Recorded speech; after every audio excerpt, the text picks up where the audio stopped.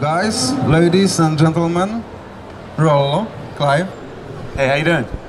I'm fine, and you? I'm trying to... Okay. Do you remember the moment when... My personal bodyguard. Yeah. I bring him everywhere I go.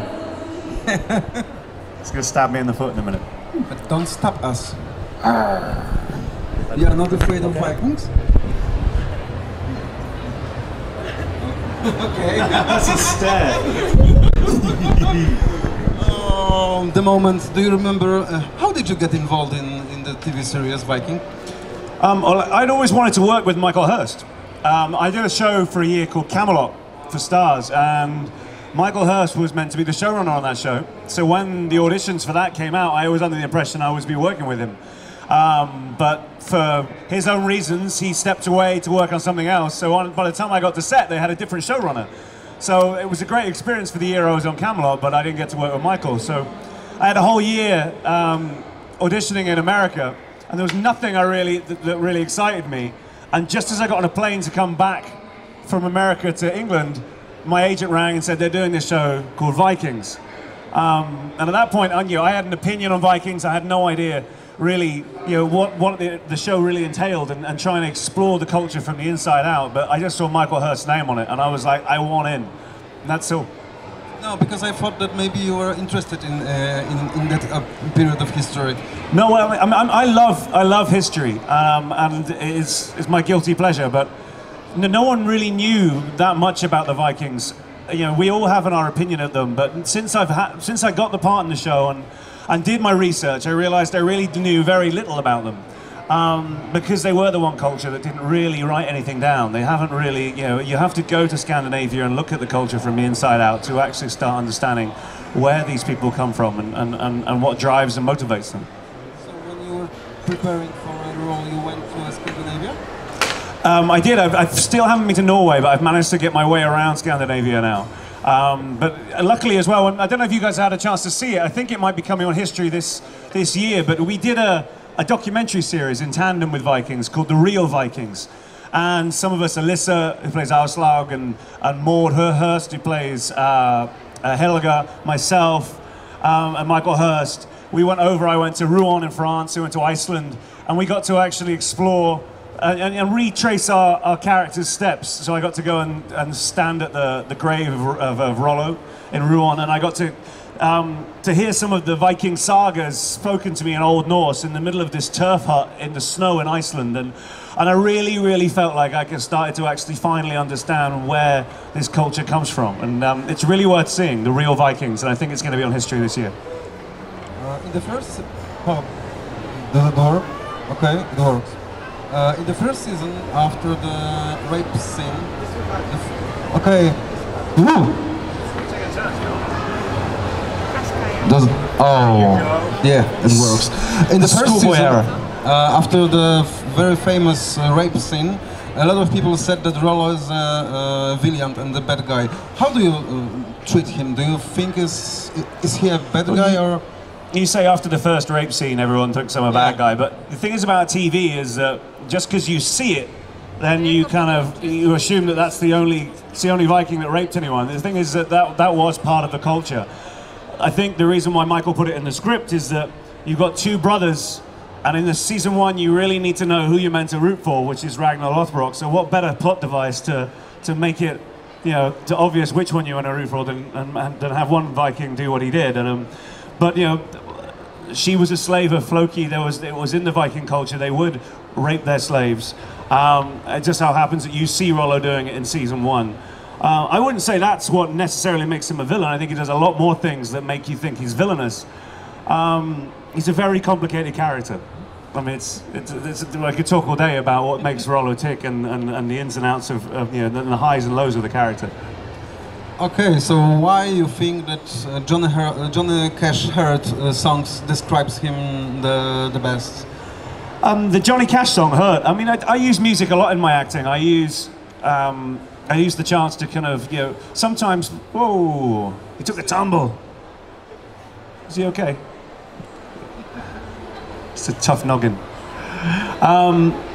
Yeah, sometimes it's the complete opposite. Sometimes it's emotional recall. Sometimes it's purely the words and the lyrics just kind of sum up the mood. And sometimes it's a juxtaposition. Sometimes, you imagine that every character and every person has an inner tempo and an outer tempo. So necessarily, in battle, you're not necessarily listening to heavy metal music when you're kind of, you're on the battlefield. It might be the complete opposite. It might be classical music, because your outer tempo is sometimes completely different to your inner tempo. And that song, Johnny Cash, its version of Hurt, it kind of is that thing. It's what's going on in his inner tempo. I feel with Rollo, the reason why he fights on the battlefield, the reason why he doesn't wear armor and he presents himself to the gods, the reason why he takes the drugs, and it's a form of, his physical torture is a way of getting away from his emotional torture. The same as some people self-harm and they may cut themselves. Some of the reason why people do that is because they want to avoid feeling, to avoid the emotional pain that they're feeling, so they feel some kind of physical pain. And Rollo's no different. I always feel like his prowess on the battlefield is his chance to just try and avoid for that little moment the emotional pain he's feeling. I remember, okay, I need to put it closer to my mouth. Okay, I remember when I was talking with Scottish writer Ian Rankin. He says that he realized that he's famous after he was completely broken in a cheap American hotel, and he looked at his bank account and he realized, oh my God, everything has changed, because he didn't know that his books start selling very well. So tell me, when you realize that Vikings are so popular and you become very recognizable actor, do you have that moment? I love going to Comic Cons. I love the chance to kind of meet the fans, because I wouldn't be where I was without any of you guys. And Vikings has kind of changed my life. But I remember in season 1, Gustav Skarsgård and myself were sitting in the back of a minibus after we just finished a really long scene, and Gustav and I, we were so excited when we read the first script. We were like, we love this show. Is anyone going to watch it? Because it was so out there. It was so completely different. And it was kind of otherworldly and very visceral and very different than a lot of the historical shows that are on TV. And we had no idea. And when we went to San Diego Comic Con to launch Vikings, there were people dressed up as Vikings in armor and costumes and banging their shields, and we had no idea. We didn't expect any of it, and it was just an amazing feeling. And that's when I think we realized we might be onto something. And the show has just grown and grown, and I feel like I've grown with it. And so I think it's a very long-winded way for me saying thank you to all of you guys, because I really wouldn't be here, sitting here without any of you. And this show, because of you guys have embraced it so much, you really have changed my life. I read somewhere.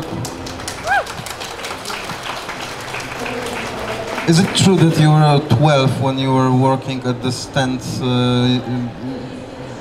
Yeah. 12 years old as a stand? Well, it was quite simply, I wasn't into acting, I wasn't into anything then. I was just a 12-year-old, 13-year-old boy looking to get a job. And you could be a paper boy and do a paper round. People were working in shops. And Robin and Prince of Thieves was on at the cinemas around 1990 or something like that. And I grew up near Sherwood Forest, and Sherwood Forest they were looking for a load of guys and girls to do a stunt performance of the Tales of Robin Hood, and it was cash in hand. I would finish school on a Friday, I'd go into Sherwood Forest, we'd camp in the middle of Sherwood Forest, we'd wake up at like 5 o'clock in the morning, we'd start kind of setting up this Robin Hood experience. I'd be abseiling out of trees, jousting, horse riding, sword fighting, and they'd give me some cash in hand, and then I was 13 years old. It didn't feel like a job. It was way better than working in McDonald's. It was just so much fun. So I had no idea it was going to come full circle. And some of those things I learnt then. And they say when you learn things as a kid, you never forget them. But the horse riding and the sword fighting, I think, these guys that I worked with back then, they weren't professional stuntmen, so to speak. They wouldn't make their own armor. We'd hit each other for real with these swords. They were steel swords, and we'd clobber each other. And I suppose, the age of 13, and I went on to, to be the British champion in Muay Thai boxing.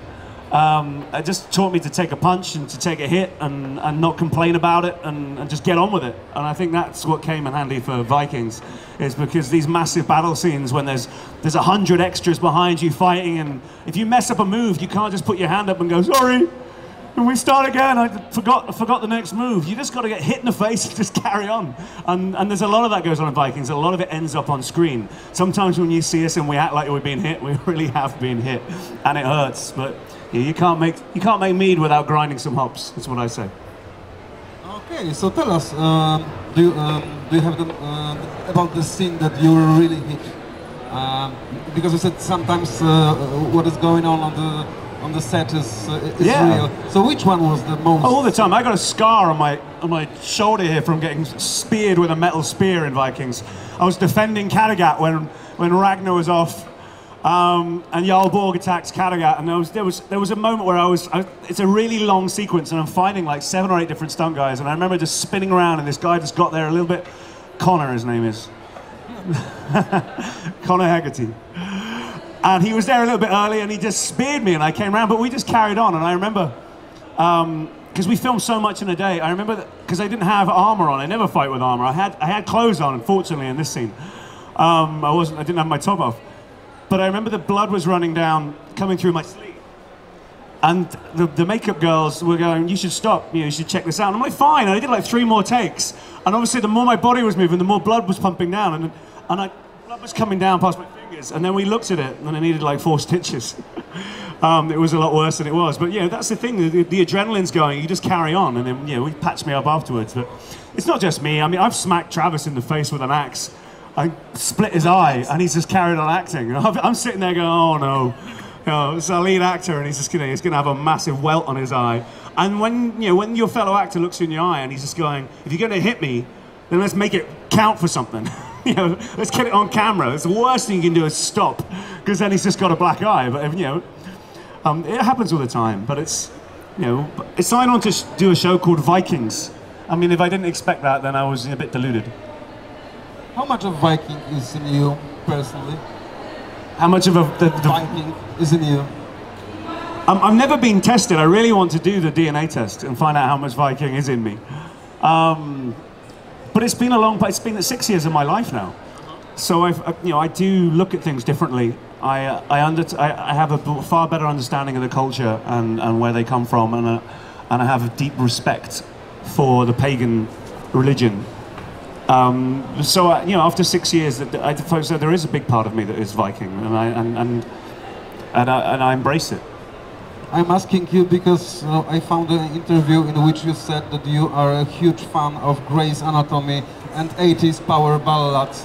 So it's not a very Viking thing. Well, I'm a huge fan of 80s power ballads, and I got nothing to be ashamed about there. The Grey's Anatomy thing's been taken out of context a little bit. So my wife and I, we were trying to find it. She loves it. There was a time where I was working, I was away so much, it was the only time I could get and actually have like a date night with her. So I would actually grin and bear watching Grey's Anatomy just because it meant a lot to her. So yeah, that's where it came from. I've seen like 8 seasons of Grey's Anatomy against my will. It's not that bad. Maybe I do like it, just a little bit. Guys, if you got any questions, just let us know. And I'd love to hear some questions from you guys. Yes! The lady with the shield maiden hair. Hello, hi. The Last of Us, I love that game. It's great, isn't it? It's awesome. I'm so excited for the second game coming out soon, so I think I'm going to have to lock myself away to play this from start to finish. But my question for you is, when you were learning, you said about getting smacked in the face and, it was all rather fun, but when you were learning sword play, is there something specific to the style of fighting that is kind of, relevant to Vikings in particular? Or was it just like, fucking go for it, It's a good question, because I did make fun of it, but we take it very seriously. But the thing is, what we wanted to do with Vikings, and our very first director, Johan Renck, who came in, he made it clear, because where we are now in television is these sword fighting scenes, these battle scenes that we see on all these different shows, they're becoming like sex scenes. You know, there's so many of them. You're like, once you've seen some boobs, you've seen them all. Once you've seen some, you know, someone just going, ah, it's just like, you're making a cup of tea in the kitchen and you're coming back, you want story. And our imaginations have to believe everything we see. So if someone starts running up a wall and doing a backflip and doing some kind of, you know, that's what we don't want. So what I mean by that, and when we try and make it visceral and real, is that, for instance, in the it's the second episode of Vikings, when we take on Lindisfarne monks.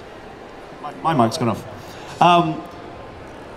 The monks aren't armed, you know, so that's what we just go in there and we go dead, dead, dead. You know, there's no reason to, and stunt coordinators sometimes, they can get actors to one side and they're like, I got this great move where you kind of like spin around in the air and you come down like, you know, Achilles in, you know, Brad Pitt, and you're like, why? The guy's got no weapon, kill him. One blow. You know, on the battlefield, your motivation on the battlefield is to survive. To get from this side to that side and still hopefully have all your limbs. You don't kind of go, I'm going to show off and kill this guy the coolest way I possibly can. What keeps the audience in the story is believing it.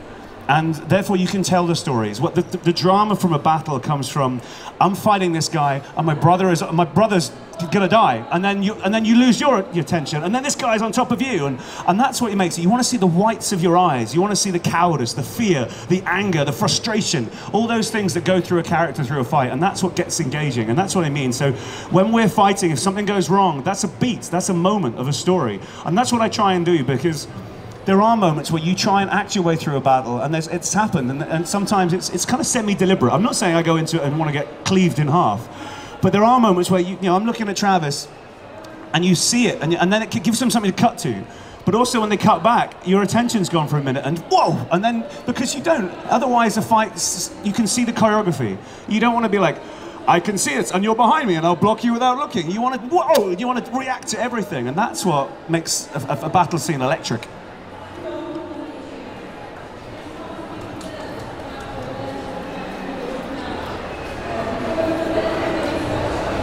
Hello.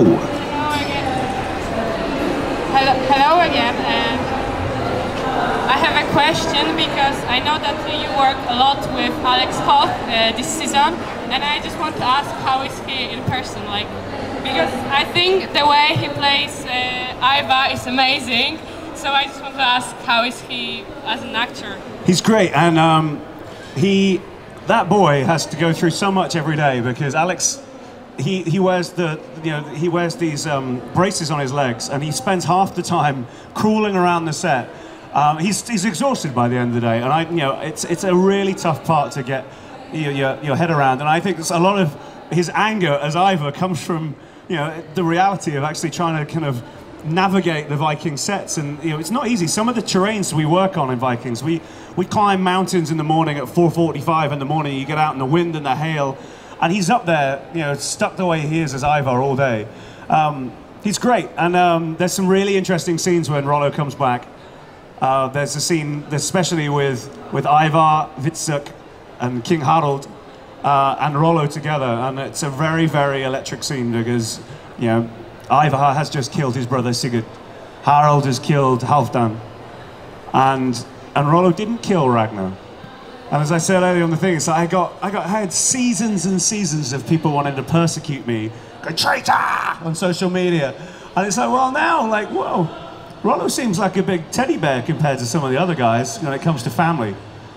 But no, Alex it took them a long time to find the right actor for Ivar, and I think some of the other boys that play the brothers, they all audition for different characters, and I'm not sure if I'm right in saying, but I think Alex didn't originally audition for Ivar, and they just found something in him, and they got the right guy. Ktoś? O, działa, oj to jak? He fought his way through the shield wall there. Hello, what was your funniest moment from the set of Vikings? The funniest moment for you? The funniest moment? One of the funniest moments we actually have, I've got, I think I might have to kind of tweet it again, but there's a moment where, there's that bit where it goes, Rollo, Ragnar is coming for you, Ragnar, you know. And there was a moment in season 3 where Travis, because Travis is the biggest practical joker on set, and the reason why I find this the funniest is Travis has made people's lives a misery from some of his amazing practical jokes. But this one particularly, he had to run across the battlements where there's the moat full of water to get up onto the Paris battlements, and he slips and goes arse over tit and goes completely under the water in a 9-foot tank of water. But it's just like how, it's a brilliant moment, and I'll have to post it for you guys again, but he runs as quite fast as he can, and just as he falls, you see him go, grab me, grab me, and he just disappears under the water. And for me, that's the funniest, because it's very hard to get Travis. He just doesn't respond, and he actually created his own practical joke. But it's quite an intense set, and with Travis, when he was around, he'd pull the most amazing practical jokes. I mean, he once filled up Bob, who plays Torsten, Jefferson Hall. He had his car in the studio one day, and he left it unlocked. I think the lock had broken in his car, so Travis went and filled his car full of hay and live chickens, and bless him, he left the windows down so the chickens could breathe. But it was a joke that was meant to last half an hour. You know, lunchtime, like, go Bob, go look at your car, and Bob was busy filming for like 6 hours. So he came at the end of his day, and his car was full of chicken shit. Yeah, everyone had gone home by this point, and the poor guy had to get rid of all the hay and just sit in that seat and drive home. But there's loads, but that one, yeah, that was a good one. How long, how much of your year is making one season? Well, we started off, in season 1 there's only 9 episodes, so it was 5 months, and then they upped it to 20 episodes, so it took nearly 10 months of the year, which was tough, because when we were doing 10-episode seasons, we'd always get out of Ireland around November time when it gets really cold. And you guys in Poland know how cold it gets over here. So we would, in 20 episodes, then we'd go through, but they never really accounted for that. I remember when we did the souk scene when we go to the Mediterranean for the first time, and we're like, this is going to be the Mediterranean. We're going to, they're going to let us film in Spain or something like that. It's going to be great. And they're like, nope, we're going to film at night time, because then we don't need the sun that doesn't exist in Dublin in January. And that's why we were going around putting ice cubes in our mouths, trying to stop the hot air from coming, the steam, because it was so freezing cold. And we were trying to, and Rollo's, for once, I got a top on, but we're all sleeveless. We're all trying to pretend it's really hot. I'm freezing our tits off. Anyone? Question? No? Be brave. Okay, no one? So He's got a question. He's got a question. Okay. You said about the funny moments, and I want to ask you about the biggest challenge on the set during the shooting of Vikings. Do you remember what was the biggest challenge for you as an actor? I think well, the biggest season for us at the time was creating Paris, because we really didn't have the room on our set to build the whole of the battlements. So we had to keep making these small, well, they were large in size, but they were sections of wall and the siege towers. That was pretty crazy, because they were setting fire to these things, and when we were climbing up them, there's no oxygen at the top. So they're setting fire to the bottom, and it's burning all the oxygen, and you're getting up to the top of the battlements. It's very dangerous. But when you get up there and you have to act, there's very little oxygen, and you can't breathe, and it gets hot. So that was a big challenge physically. But acting-wise, the hardest season for me was preparing to fight Travis. The scene what you all wanted, which was the brother goes against brother. I hadn't really worked with Travis all of that season. We'd see each other down, outside of work, have a beer down the pub, and we'd still hang out, and but on set, I didn't see him, and he had that whole storyline when he was taking the drugs, and he was, Rollo was. All my scenes were in Francia, so when we did see each other on the battle, we really hadn't seen each other in costume for 4 months or something like that, and that was really challenging, because we had no idea how, it was kind of quite real. It was kind of, and when he calls me, this is a good little moment for an Easter egg. When he calls me, "You look like a bitch," and he turns around and he goes, "You look like a bitch, brother." That was an improvised line, And it was really, really great, because I was just like, trying not to smirk, but it was so appropriate, because he really hadn't seen me dressed in all that silliness, and that's a very Travis thing to say, and it's somehow just, and they, we did like 6 or 7 different takes, but they kept that take. It was the very first take, because he just was like, you look like a bitch, brother, and it was just somehow, we were worried about it, it's not really, the dialect, it's probably not appropriate and that, but it just was such a great moment that we kept it in. Any question?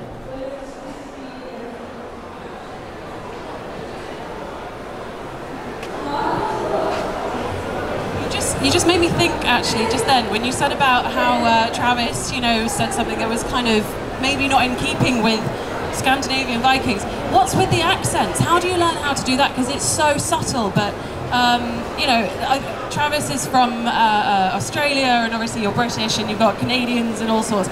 How did you keep that accent, like, so, I don't know, I mean, I'm not an expert, but it sounded believable. So when we first came, we did the read-through for Vikings. We actually were doing Norwegian accents. And then unfortunately the producers kind of came forward and were a bit worried that the accents were so heavy it wouldn't be really accessible to everybody, meaning the Americans. But I actually agree. I kind of feel that it was a really good thing that they turned around and they said, let's keep, because we had Gustav, who was Swedish, they took Gustav and they said, well, what Gustav is doing, because he learned to speak English in an English school, so he had a slight RP Swedish accent when he speaks in English as opposed to Swedish. And they said, this is more accessible to everyone. And at that time, people could only go as far as a horse could take them. So there wasn't really an Old Norse accent. People sounded different from all over Scandinavia. And it just kind of makes it more of a, if you keep that RP received pronunciation in there, it kind of makes it easier to translate when you start speaking into Old Norse, or when you start speaking in Anglo-Saxon, or you speak, because it's an easy, because the Old Norse language is, to me, it sounds like Klingon.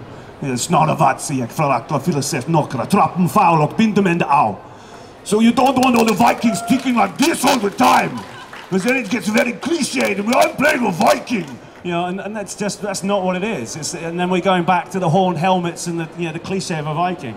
So to keep it just the undercurrents, of that accent running through it, I think was a really, really good decision to make. Yeah, I agree. I think that the fact that you all sounded so kind of like, it was very uniform, so I think the fact that Gustav kind of helped you stay in that was really like He hated it at the time. He had so much on his plate at the time. He's like, what, now I'm the accent coach? Yeah, great. I'm not getting paid enough for this.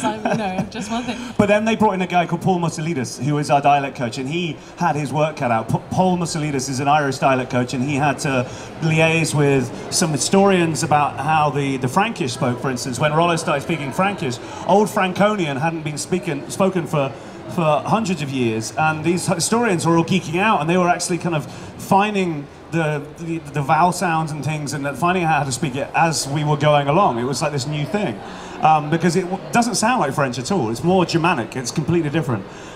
So he had to kind of learn how to teach us how to speak Old Norse. Teach us, he had his work cut out. It was a big task. I can imagine, I teach English here as a native English speaker, so when I'm trying to help people here with their pronunciation, I try and bring in, okay, so in France they'd say it this way, and we've adopted it through history, starting at 1066, of course, when we were invaded at Hastings by William the Conqueror. Technically not invaded and conquered by France because they were Norsemen, which is a little Easter egg history lesson I like to put into my own. But when you go off and do different roles, when you come back to Rollo, is he always there? Can you just kind of bring him out? And obviously you've got to put the hair back on and do all the makeup, but that's a good question. But he's always evolving as well, which is nice, and that's so much of Michael Hirst's writing, that every season I feel like I'm playing almost a reinvented Rollo, and that's what makes it fresh for me, and that's what makes it exciting to come back, because it's always, I can, when I got the role, and I mentioned earlier, Rollo was written to be very different, and I think Michael and I sat down and went, we're just going to throw this character on the floor and smash him into 1,000 pieces, and then slowly over season to season, episode to episode, we're going to piece this guy back together. Because we all know, well, maybe we don't, but if you know in history, we know where he ends up. We know he's the Duke of Normandy, and there's a lot written about Rollo as the Duke of Normandy. But not a lot is known about how he started, and even what is written, it's very bastardized, and the truth lies in the middle of somewhere. So it was kind of quite nice to start him at such a base level and make this man almost quite despicable, but then knowing that that's the end point and that's the beginning point, that's such an amazing arc for an actor to have the chance to play. And I'm so lucky I got to play him into his older years as well, because many TV shows would recast me and got some 60-year-old actor to replace me. And we have such a great makeup team, makeup and hair department, that I'm able to track that role all the way through, and hopefully until he dies. Well, speaking about the history, I'm curious if when is it because we know who Rollo was and how he ended, I mean, in the history, but do you take care of the history writing and preparing for the series, or if history doesn't fit to a scenario, you just give up the history facts? No, I take the history very seriously, but that's the question you need to ask Michael Hirsch, because I mean the writer's in charge. And me and Michael can argue. We can argue to the producers. Sometimes it's them, but I mean one of the main things you have to remember in a drama series is to keep it interesting, you have to compact everything, because the Viking era was over so many years that you cannot, unless you want to see a different character in every other episode, and you're tracking through, oh, let's move 10 years in time, 20 years in time, 100 years in time. Leif Erikson was 100 years in the future. William the Conqueror is 100 years down the line. So you can't have everybody in the show unless you're going to jump through time. So what better device than to somehow take some characters and mold them into one character? For instance, what Ragnar Lothbrok does in Paris when he pretends to be dead and jumps out of the coffin, that's not Ragnar Lothbrok. That was Björn who did that in history. But that was a lot later down the line when Ragnar was already dead. Rollo and Ragnar weren't brothers. They lived almost 100 years apart. And Rollo was crowned Duke of Normandy in 911. Our show starts in the beginning of the 9th century. But in order to tell that, arguably Rollo is one of the most famous Vikings in the era for what he did and what he accomplished. Arguably Ragnar Lothbrok is the most famous mythical Viking, because there's so much written about Ragnar. I mean, no one really knows what's true and what's not. There was probably many Ragnars. But to get both of those stories in one show, then you have to bend time somehow, and that's why it's taking liberty, but it's also taking the history very seriously when you come about it. And we're not making an historical documentary, we're making a historical drama series, and it's drama. And what's going to happen in the next season? Because we are waiting for a premiere. Can you tell us something more? It's like you're looking around the corner there. I was wondering what you're doing. It's like let's see it there. At the date. What's going to happen the next season? Well, Rollo's coming back, and every time Rollo comes back, you have to expect the unexpected. Is he Team Lagertha? Is he Team Ivar? I don't know. I think he's the Duke of Normandy, so he's definitely Team Rollo, and he's Team Francia. So he's a very different man. He's in a later part of his life. He's having to deal with his own mortality, and he knows he has some unfinished business in Kattegat, but there's no reason for him to come back. There's no reason for him to get involved in this war anymore unless he can prove to his people that they can benefit somehow. So there are politics involved, and he has to deal with the politics first. But that's not to say that, well, you're in Vegas. What happens in Vegas stays in Vegas, I suppose. He's on a holiday, and he needs to see some people, so he can take a little road trip, I'm sure. And he's got some very fiery scenes with Lagertha, very emotional scenes with Björn, and some very hot-headed scenes with Ivar the Boneless. And I can't really say any more because I don't believe in spoilers, and I think even if you want to know, whatever I say to you won't live up to Michael Hirsch's writing when you actually see it. And the episode is called A Revelation, and there's a clue in that. Anyone?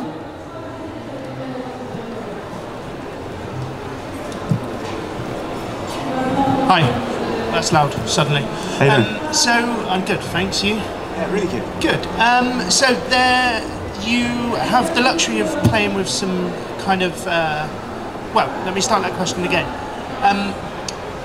Yeah, hi. So, you, Rollo has the luxury of being part of a cast which has lots of fierce women essentially, in Vikings. And I just wanted you to tell me kind of who's the fiercest, essentially, in your opinion, on and off set. And sorry, that question took so long. I get what you mean. That's kind of like a two-handed question, because it's like, who do I think are the most fierce character and who is the most fierce actor to work with? Yes. I remember season 1, Catherine Winnick had such a hard time, because at the very beginning, she was the only female character in amongst all these eclectic nutcase moron men who were just sitting there kind of going, oh, me fighting, and she was there, you know, she was the only one fighting in the Shield Wall, and she really earned her stripes. You know, she was tough as a cookie, and she still is, and she's fierce. She really is, and she knows her stuff, and she takes the fighting very seriously. Just as I was talking about, she gets in the thick of it, and she's got, you know, she's had a fair few knocks and bruises. But I'm very passionate about just roles for women in general and how we describe them, because it's very easy for a show like Vikings to say Lagertha is a strong woman, which she is. But I think all the women in Vikings are strong in their own way. And I think it's a very dangerous word and way to describe it, because I like to describe the women in Vikings as just women. And the reason why I say that is there's so many TV shows out there where women aren't written to be women. No, women are written to be foils for the male characters. They're written to be archetypal women. They're written to be how a lot of the time male writers perceive women to be in their... I think Michael Hurst finally is a writer that's come forward and he's written women. So when you say strong woman, I get that it's important to put that in fierce, and it's... But, you know, just because Aslauga is at home and she's looking after 6 kids, you know, and her husband's away working and cheating on her, that to me is a strong woman. The woman that stays at home and keeps everything together. You know, when I look at Michael's women, I see my mother, I see my wife, I see my daughter, I see the women in my life, and I think they're very well-rounded and justifiably, you know, taking the show to somewhere where it never would. I don't think anyone ever expected it, and you know. I think Lagertha is maybe in this new season coming out, it will usurp the memory of Ragnar so much. She's become the greatest Viking. And it's a special show to be a part of, and I can see now there's a lot more shows that are taking this trend, and the Me Too movement is really important. But you know, Michael was there 6 years ago doing this, and it's really refreshing to be in a show where you put a female character and you just write her as a woman is. And you know, we don't go to the Oscars and go, every one of these men has played a strong male character this year, and you know, but for some reason we still do that. We get up on stage and, you know, Charlize Theron and all these, it's like, every one of these women has played a strong female, and it's like, have they? They just play women, hopefully, because that's, otherwise, you know, we're stuck in the dark ages. Thank you.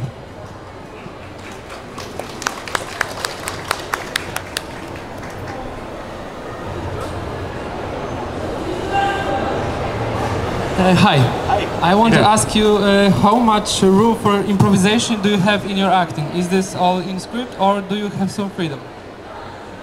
Improvisation just tends to come out sometimes just at the most bizarre. It's always there. I mean, if you're really listening, if you're in the moment, you have this, like, well, I do anyway. I have like an angel demon kind of side of me, and there's that one that goes, now's the time to improvise. You know, you feel something and you just go, I'm just going to wing this, and it feels right. And sometimes, you know, acting is about making bold choices and about taking risks. And sometimes the improvisation, sometimes it's the best thing. Like I said, when Travis says, you look like a bitch, brother. And sometimes it's the worst possible thing. But the great thing about TV is you get takes. So you get 4 or 5 takes if you're lucky, if you're not running out of time. On theatre, however, you don't get that. You know, it's a live audience.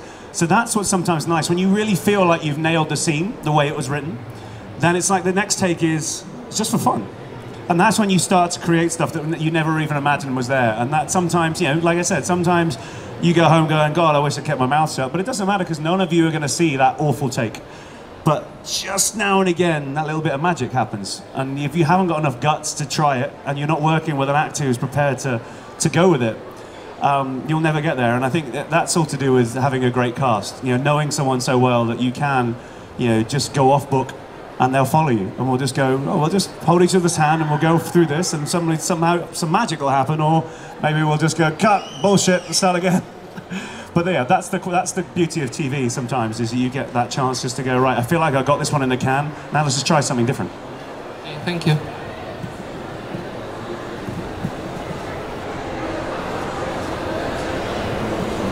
Speaking of about the taken risk, what was the biggest risk in your career? Do you have that moment? Yeah. I turned down a role in Spartacus. Turned down? Yeah. I was out of work for a year, and I was struggling. I've got 3 kids, and I was struggling, and I couldn't get arrested. And then they were making a prequel to Spartacus, because Andy Whitfield, bless his heart, he died of cancer. He was very ill, and there was a part in Spartacus that came along, and it was very tough for me to turn down. I can't stand the show. I really can't. So every part of me said, I don't want to be in this. But it was a massive American TV show, and there was a lot of money, and you know, I've got 3 kids to feed. Well, I had 2 at the time, and I was in, that was the first point in my career going, am I going to be really stupid? I mean, do you get to pick and choose roles? Do you turn down a gift horse? But my gut was saying, I don't want to be a part of this show. I take history very seriously. For me, I think that show is gratuitous. It's not something I want. I get why people like it, but for me personally, it's not this kind of thing I want to act in. I thought maybe there's going to be a lot of testosterone there. There's going to be a lot of people that aren't necessarily putting their energy in the right place, none of which I know are justified. This is my opinion, trying to make my mind up if I do it, and I turned it down. Also, my wife was just about to have a baby. I didn't want to go to New Zealand and lift up tires and throw them and all that kind of stuff and train to be a gladiator. But I do love historical shows, and sword fighting and all that stuff is one of my fortes, and I turned it down. And after that, I was very, very worried. I was like, if I just made a really stupid mistake, are those kind of roles, do they come around? But if you work hard and you believe in something, it paid off, because now I'm in Vikings for 6 years, and that is the show I wanted to be in, and that's the show that I want to be associated with, and that, like I just said about female characters, I mean, that's all I need to say. I mean, I'm trying to justify what Spartacus is to Vikings. I just talk about the female characters in Spartacus, you know? And I look at myself now, and I look at my children, and I think that set a good example, and I'm proud of myself now. But at the time, I was terrified that I'm going to spend another 5 years in kind of like, unemployment, and but it doesn't. If you believe in something and you work for it, it'll happen. If you build it, they will come. I think someone said in a baseball game once. Okay, I've got the last question. Maybe it's not the wiser one, but tell me, who will win in the imaginary fight? Brian Mills or Rollo? Brian Mills, because he just go.